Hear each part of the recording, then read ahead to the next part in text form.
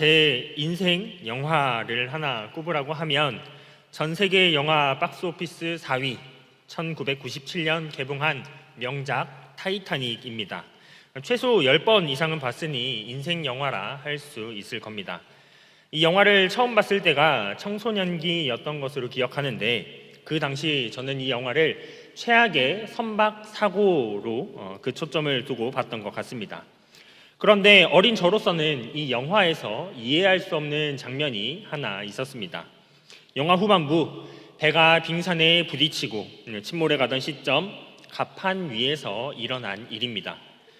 절대 침몰하지 않을 것이라고 믿었던 배가 가라앉고 있습니다. 몇 안 되는 구명정마저 떠나가고 타이타닉에 남은 사람들은 패닉에 빠집니다.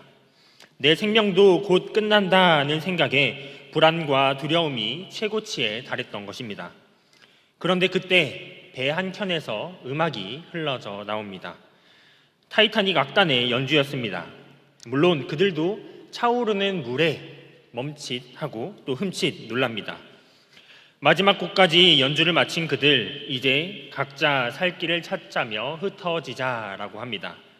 그렇게 하나 둘씩 등을 돌려 떠나는데 수석 연주자쯤으로 보였던 한 사람, 월리스 아틀리가 다시 바이올린을 잡습니다. 그리고 조용히 연주를 시작합니다. 그 바이올린 소리를 들은 단원들은 다시 돌아와 그 연주를 이어나갑니다. 비명이 난무하는 생지옥이 펼쳐진 갑판 위에서 그들만큼은 평온하게 음악을 연주합니다. 아주 이성적이고 공감 능력이라고는 찾아보기 힘들었던 저로서는 그 장면이 이해가 가지 않았습니다. 생사가 걸려있는 판국에 악기를 연주하겠다고 다시 돌아오는 게 말이 되느냐? 음악으로 저 큰 불안과 두려움을 없앤다는 것은 과장이다라고 생각했기 때문입니다. 그렇다면 정말 그 악단 단원들은 음악으로 그들의 불안을 해결하고 진정한 평안을 얻었겠습니까? 그건 아니었을 것입니다. 그럼 어떻게 그 연주자들은 공포와 두려움, 불안감 가운데서 평안을 누렸던 것이겠습니까? 이 불안을 해결하는 방법을 찾기 위해서는 먼저 평안과 불안이라고 하는 이 상태에 대해 알 필요가 있습니다. 사람은 무엇이 내 곁에 있는가 혹은 사라졌는가에 따라서 평안을 느끼기도 하고 또 불안을 느끼기도 합니다. 영화 속 사람들이 절대로 침몰하지 않는 배 타이타닉에서 자신의 생명이 보호받고 있을 때는 파티를 즐기고 평안을 느꼈지만 가라앉는 배에서 자신의 생명이 사라져가고 있을 때는 불안과 공포를 느꼈던 것처럼 말입니다. 이는 비단 생사의 영역에만 국한되는 말이 아닙니다. 평안과 불안은 죽고 사는 문제를 넘어서서 인생의 전반에 걸쳐 나타납니다. 예를 들어 돈, 명예, 건강, 가족이 그러합니다. 보통의 사람들은 통장에 돈이 넉넉하게 있을 때는 평안함을 느끼고 반대로 사정이 어려워지면 불안함을 느낍니다. 어린아이들도 그렇습니다. 부모라는 존재가 옆에 있을 때는 편안해하지만 부모가 사라지면 금세 불안해합니다. 건강도 마찬가지입니다.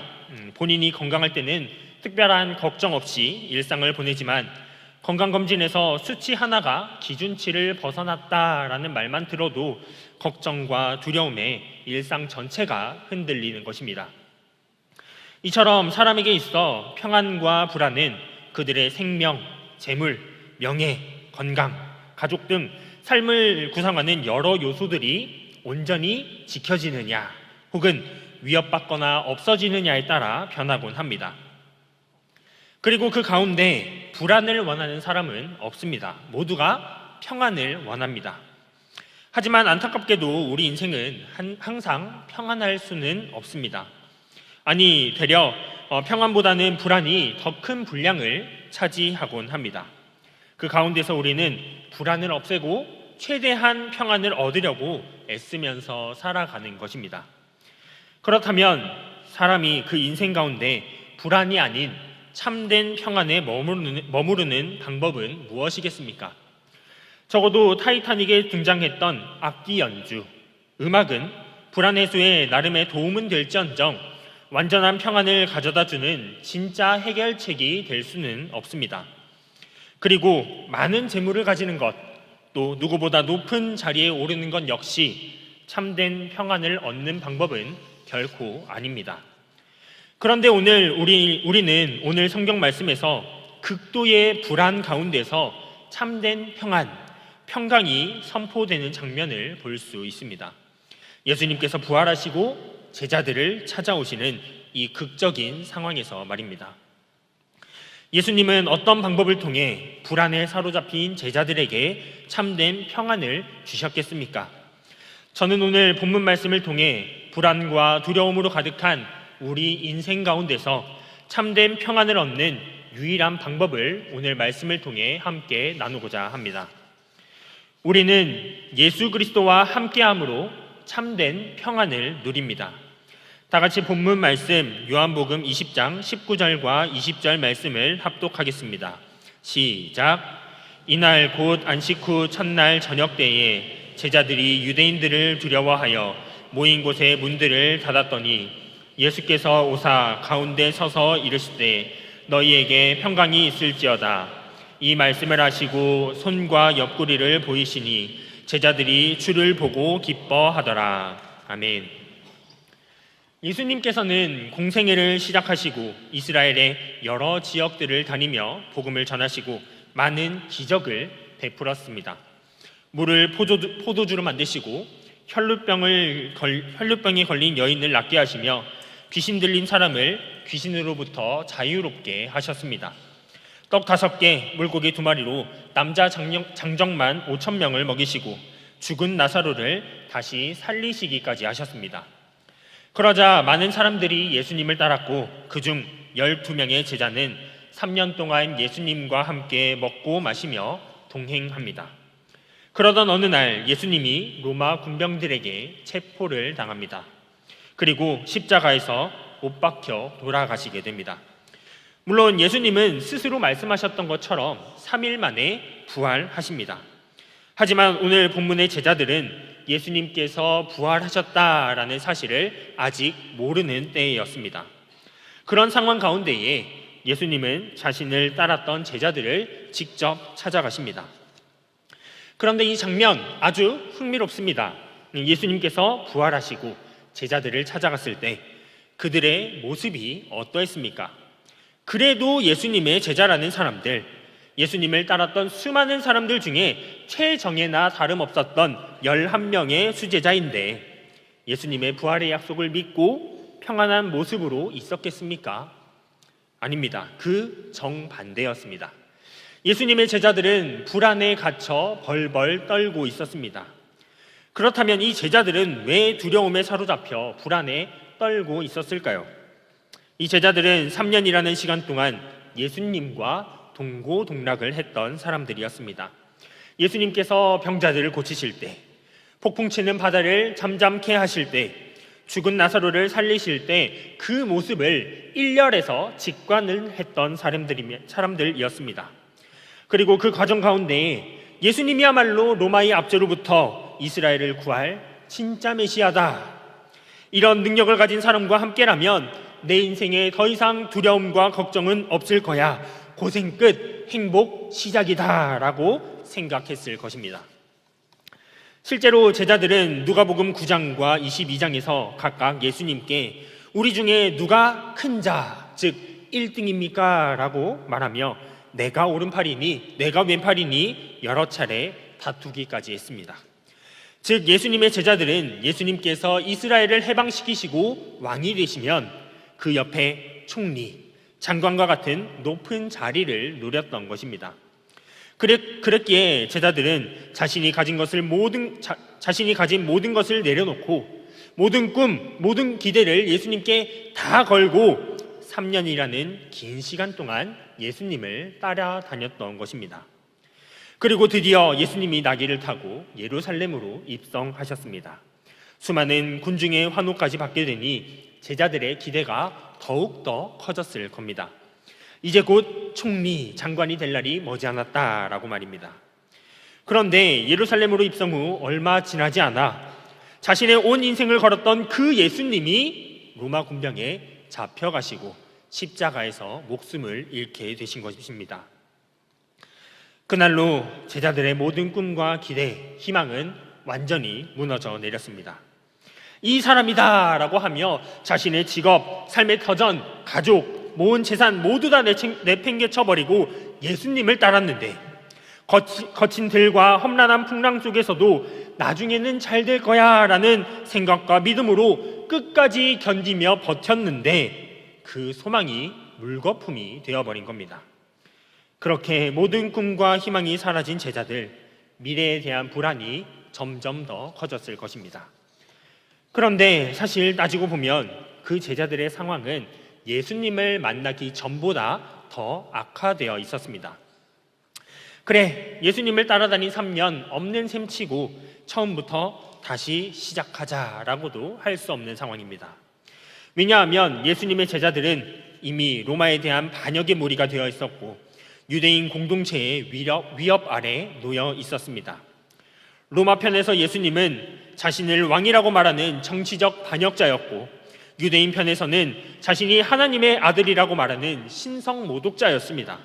즉 그런 예수님을 따랐던 이 제자들은 로마를 대적하는 반란 세력이자 유대 사회를 혼란케 하는 사이비 신도처럼 여겨졌을 게 분명했기 때문입니다. 그러니 다시 돌아가 옛날처럼 아무렇지 않게 살아가기란 거의 불가능한 상황이었습니다. 그러니 지금 제자들의 상황은 예수님을 만나기 전보다도 더 절망적이었던 것입니다.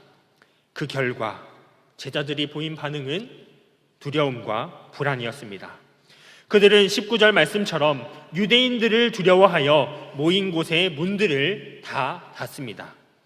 더 나은 미래를 꿈꾸며 내 모든 노력을 다 쏟아부었지만 모든 것이 무너져 내렸습니다. 아니, 이제는 그 사회에서까지 뒤처져 버렸고 그들에게 붙잡혀 죽을 수도 있는 최악의 상황이 제자들을 덮친 셈이었습니다. 모든 기대와 희망이 물거품이 되어버리고 그들이 할 수 있는 것이라고는 두려움에 떨며 모든 문을 꼭 닫고 숨는 것 밖에는 없었습니다. 이러한 상황, 마치 우리의 인생길과 비슷해 보입니다.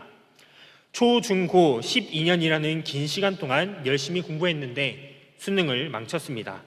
정말 열심히 한 것 같은데 입시 결과는 불합격과 예비 번호뿐입니다. 나만 뒤처지는 것 같은 걱정이 앞섭니다. 대학도 열심히 다니고 교내외 활동도 꾸준히 했는데 취업이 안 됩니다. 취업 시장이 얼어붙어서 신입사원을 안 뽑는다라고 합니다. 그나마 신규 채용을 하는 회사를 겨우 찾았는데 경력 있는 신입사원을 뽑는답니다. 나는 어디서 경력을 쌓고 일을 할 수 있나 암담할 뿐입니다. 10년, 20년 한평생 다 바쳐서 직장에서 열심히 일했는데 갑자기 회사가 어렵다고 합니다. 미안하지만 희망 퇴직을 고려해 달라고 합니다. 아직 자녀들은 어리고 경기도 어렵다는데 어떻게 생계를 유지할지 막막합니다. 나는 건강하다고 자부하고 살았습니다. 평소에 운동도 꾸준히 하고 비타민도 잘 챙겨 먹고 식사도 잘했습니다. 그러다 평소처럼 건강검진을 했는데 작은 혹이 발견됩니다. 암이라고 합니다. 눈앞이 캄캄해지고 두렵습니다. 평화로운 일상 속 전화가 울립니다. 항상 나와 함께 할 것 같았던 부모님 혹은 배우자가 사고로 쓰러졌다고 합니다.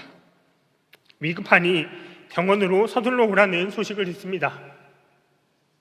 그리고 결국 내 곁을 떠나갑니다. 슬픔과 절망이 나를 뒤덮습니다. 큰 기대와 소망을 가졌던 모든 일들이 모조리 물거품이 되어버리고 항상 내 곁에 있을 것만 같았던 평범한 일상마저 갑작스럽게 무너져 내립니다. 결국 내게 남은 것은 두려움과 슬픔, 절망과 불안입니다. 마음문을 걸어 잠그고 점점 더 골방으로 숨어 들어가게 됩니다. 마치 예수님의 제자들이 그러했던 것처럼 말입니다. 그런데 그때 예수님이 그 제자들을 찾아오십니다.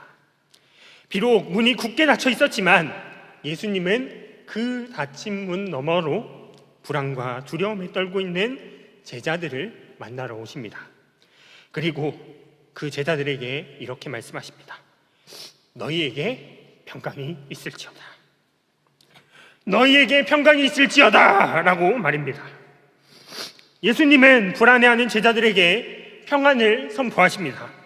이는 단순한 인사말이 아니었습니다. 헬라어로 에이레네, 히브리어로 샬롬을 외치신 겁니다. 괜찮아, 내가 지금 너와 함께 있다. 너가 실패한 것 같아도, 모든 것을 다 잃어버린 것 같지만 아니다, 내가 지금 여기에 너와 함께 있다 라고 말씀하시며 평안을 선포하셨던 것입니다. 그 결과 제자들은 180도로 변합니다.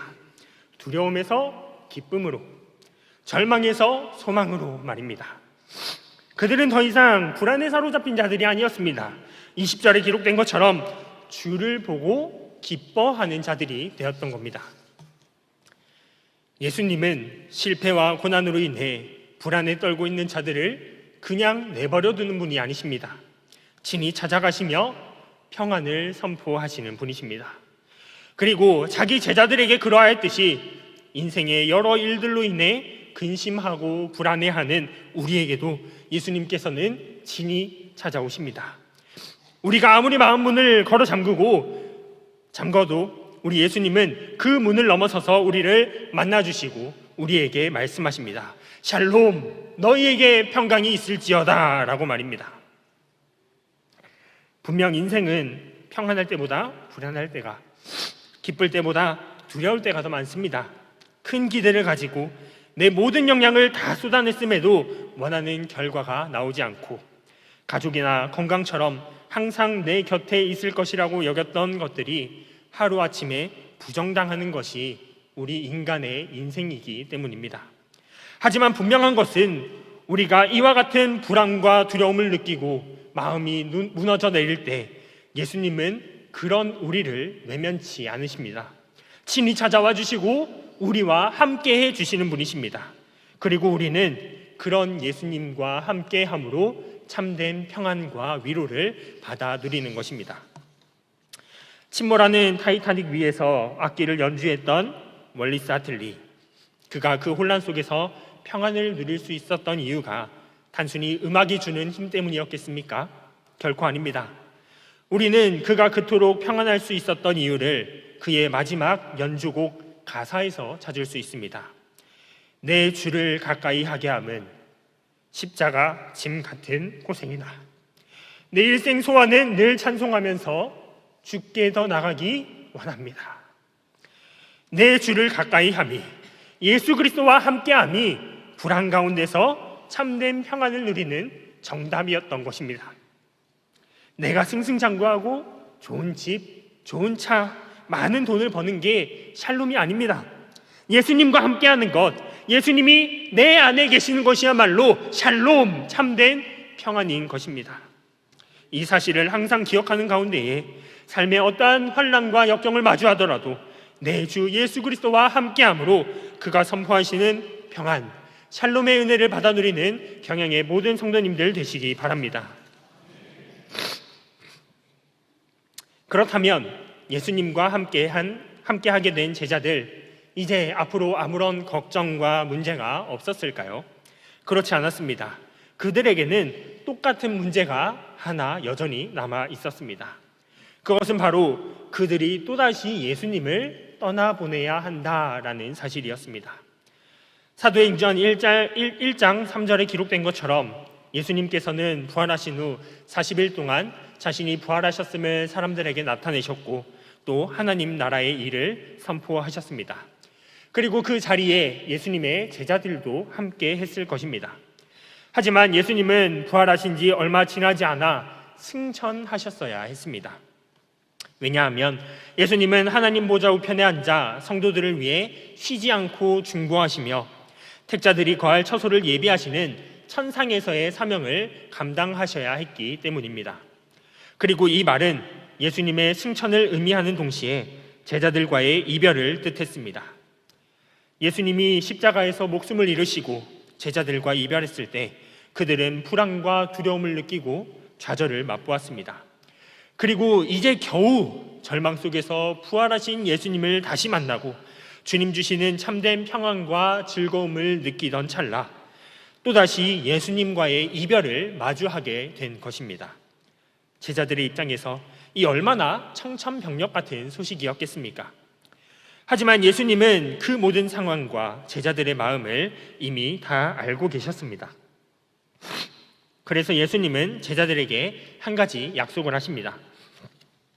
오늘 본문 말씀 마태복음 28장 20절 하반절 말씀을 함께 읽도록 하겠습니다. 시작. 볼지어다 내가 세상 끝날까지 너희와 항상 함께 있으리라 하시니라. 아멘. 이 말씀은 예수님께서 제자들에게 지상명령, 즉 그들이 평생토록 감당해야 할 복음 전파 사명을 선포하시면서 주어진 약속의 말씀입니다. 예수님의 제자들은 앞으로 복음 전도자로 살아야 했습니다. 끊임없는 영적 전투를 치르고 핍박과 고난, 갖은 고문과 순교의 길을 걸어가야 했습니다. 그랬기에 그 힘들고도 귀한 사명 감당을 위해서 예수님의 제자들은 불안에 사로잡히거나 더 이상 두려움에 빠져서는 안 됐습니다. 그들 가운데 참된 평안이 가득해야지만 주님 주신 이 사명을 온전히 수행할 수 있었기 때문입니다. 그래서 예수님은 제자들에게 내가 세상 끝날까지 너희와 함께 하겠다라고 그러한 평강의 약속을 말씀하셨던 것입니다. 내가 승천하여 하늘로 올라가는 것이 헤어짐처럼 보이겠지만 너가 어디를 가든지 영원토록 동행할 것임을 선포하셨던 것입니다.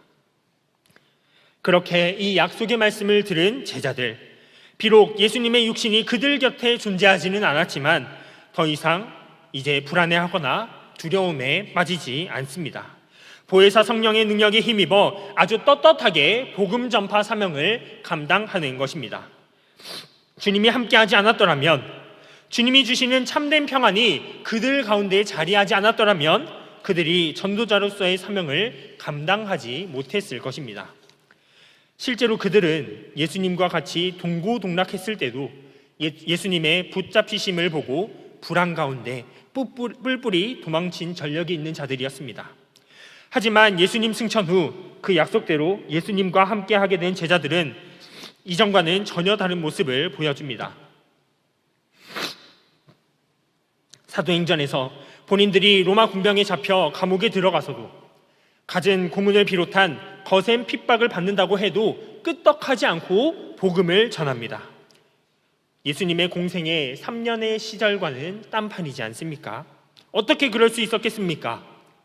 예수 그리스도와 함께함으로 참된 평안이 그들 가운데에 차고 넘쳤기 때문에 가능한 일이었습니다. 너희와 항상 함께할 것을 약속하신 예수님이 그 약속대로 제자들과 함께 하셨기 때문에 가능한 일이었습니다. 그리고 이 약속, 볼지어다 내가 세상 끝날까지 너희와 항상 함께하겠다라는 이 평강의 약속은 오늘날 우리에게도 동일하게 적용됩니다. 예수님은 우리와 늘 함께 하십니다. 아침에 눈을 뜰 때나 밤에 눈을 감을 때나 내가 평온할 때나 환난 중에 거할 때나 언제 어디서든 나와 함께 해주십니다. 오히려 우리 편에서 예수님을 떠나고 우리 편에서 예수님을 멀리했으면 멀리했지 예수님께서는 단 한순간도 빠짐없이 우리와 함께 하십니다. 우리는 우리의 시선을 주님이 아닌 세상으로 시선을 돌렸을 때 삶에서 마주하는 모든 일들에 대하여 불안과 두려움에 빠질 수밖에 없습니다. 주님이 아닌 세상의 시선을 둘 때 가정과 직장, 학교와 교회 등에서 벌어지는 사소한 일 하나가 우리의 마음을 힘들게 합니다. 주님이 아닌 세상의 시선을 둘 때 주님 주신 사명 온전히 감당하기는커녕 큰 부담이요 손에 잡히지 않는 일이 될 뿐입니다. 하지만 우리의 시선을 세상이 아닌 주님께로 돌리면 어떠한 일에도 참된 평안을 누릴 수 있습니다. 사랑하는 자녀를 잃고도 감사하며 맡은 사명을 다했던 손양원 목사님이 그러했습니다. 한평생 일궈놓은 사업체가 어려운 경기 탓에 문을 닫았지만 그럼에도 하나님의 은혜임을 고백하며 감사 예물을 드렸던 어느 한 장로님이 그러했습니다. 건강검진에서 혹이 발견되고 갑작스러운 암 진단에 시한부 판정을 받았음에도 평온한 가운데에 날마다 하나님을 찬양했던 권사님이 그러했습니다. 평생 다닌 직장에서 하루아침에 해고 통지를 받고 생전 처음 해보는 힘든 일을 하게 됐음에도 기쁨으로 이를 섬기는 어느 한 집사님이 그러했습니다. 이들 모두가 상황이 아닌 주님을 바라보았고 주님과 함께 했기 때문에 그 힘든 상황 속에서도 참된 평안 가운데에 신앙인의 모습을 나타낼 수 있었던 것입니다. 주님께로 시선을 돌리고 주님과 늘 함께 하시기 바랍니다. 세상 끝날까지 나와 항상 함께 하시겠다고 말씀하신 주님의 약속을 믿고 정말 주님과 동행하는 삶을 살아가시기 바랍니다. 그럴 때 주님이 약속하신 참된 평안, 샬롬의 은혜가 우리의 삶 가운데에 차고 넘쳐날 것입니다. 그리고 그 평안에 힘입어 이 세상의 어떠한 시험과 환난도 넉넉하게 이겨내는 우리 성도님 되실 것입니다. 오늘도 살아서 역사하시며 내가 어디에 있든지 무엇을 하든지 언제나 나와 함께 하시는 예수님과 동행함으로 주님 주시는 참된 평안 가운데에 그리스도인, 참된 복음 전파 사명인으로서의 삶을 살아가는 경향의 모든 성도님들 되시기를 간절히 바랍니다. 사랑하는 경향의 성도 여러분, 우리는 오늘 말씀을 통해 신자가 참된 평안을 누리는 방법에 대해 살펴보았습니다. 예수 그리스도, 우리 주님과 함께 하는 것이 샬롬, 평강이었습니다. 그렇다면 주님과 함께 한다는 것은 어떻게 하는 것이겠습니까? 365일 24시간 쉬지 않고 기도하고 찬양해야지만 주님과 함께 하는 것이겠습니까? 아니면 비행기가 됐든 우주선이 됐든 최대한 하늘 높이 올라가는 것이 우리 주님과 함께 하는 것이겠습니까? 당연히 아닙니다. 주님과 함께 한다는 것은 바꿔 말하면 주님을 신뢰하는 것입니다. 주님이 오늘도 살아계시며 나와 동행하신다는 그 사실, 그분의 말씀이 우리를 구원으로 인도하는 참된 복음이요, 그분만이 유일한 구세주이심을 전적으로 믿는 것을 의미합니다. 일상 가운데에 일이 잘 될 때에 주님 감사합니다. 앞길이 막막할 때 주님 도와주세요 라고 작게나마 기도하는 것, 선택의 자리에서 주님 제가 어떻게 하는 것이 좋을까요? 라고 지혜를 간구하는 일, 그 모두가 하나님의 역사하심을 신뢰하는 행동이자 주님과 동행하는 자세입니다. 또 예수님께서 우리에게 가르쳐 주신 여러 말씀, 이웃을 사랑하고 원수를 용서하며 부모를 공경하고 죄를 멀리하는 삶을 살기 위해 매일 애쓰고 노력하는 일, 즉 예수님을 닮아가는 성화의 삶을 살아가는 건 역시 예수님과 함께하는 삶입니다. 아침에 눈을 뜨고 밤에 잠을 청하기 전 차 안에서 일터에서 잠깐 주님의 말씀을 묵상하고 기도하며 주님과의 관계를 이어가는 건 역시 주님과 동행하는 것입니다. 어떠한 일이 내 생각과 내 기대와는 정반대로 흘러간다 하더라도 하나님의 선하신 계획을 믿고 내 힘을 의지하지 않는 건 역시 주님과 함께하는 것입니다. 이러한 모습이 주님과 동행하는 자들의 모습, 그리고 그 가운데서 참된 평안을 누리는 방법입니다. 물론 1년 365일 단 한순간도 빠짐없이 주님과 동행하는 삶을 살기란 참 어렵습니다. 당장의 눈앞의 문제에 현실이라는 높은 벽이 우리의 시선을 사로잡기 때문입니다.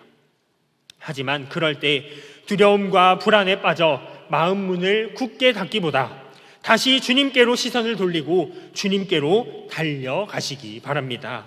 그럴 때 주님 주시는 참된 평안으로 충만하게 될 것이고, 크게만 보였던 눈앞의 문제와 현실의 벽이 조그마한 돌뿌리, 작은 과속 방지턱으로 변해 있을 것입니다.